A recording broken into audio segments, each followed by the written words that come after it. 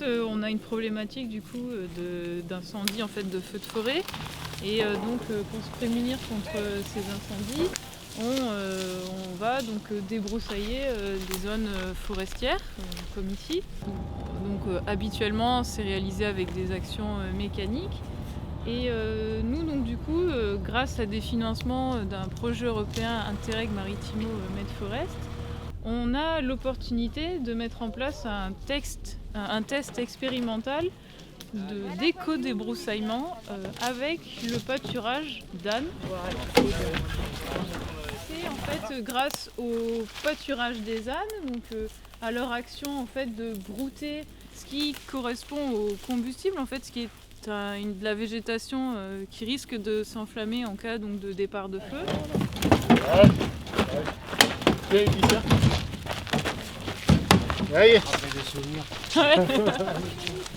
On est dans une plantation de pin pignon qui n'a jamais été travaillée, donc du coup tu te retrouves avec une végétation super fermée, c'est super dense.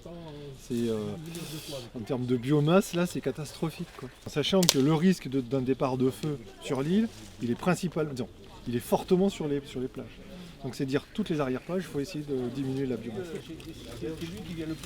Ici on a donc installé, dans une zone en fait en arrière-plage.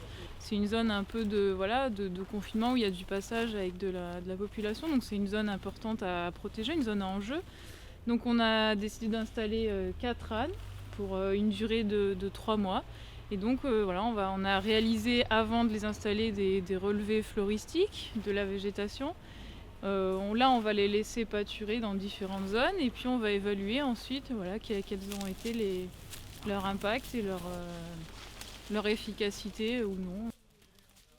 Ce pâturage, ça va permettre d'évaluer si ça peut avoir un bénéfice donc, sur cette réduction de combustible, sur ce débroussaillement. Est-ce que ça peut permettre de remplacer totalement les actions habituelles mécaniques humaines qui sont réalisées obligatoirement chaque année pour prévenir de ces feux, ou est-ce que en tout cas ça pourrait permettre de compléter et donc d'avoir une démarche un peu plus écologique, un peu plus respectueuse de l'environnement, une démarche finalement plus durable.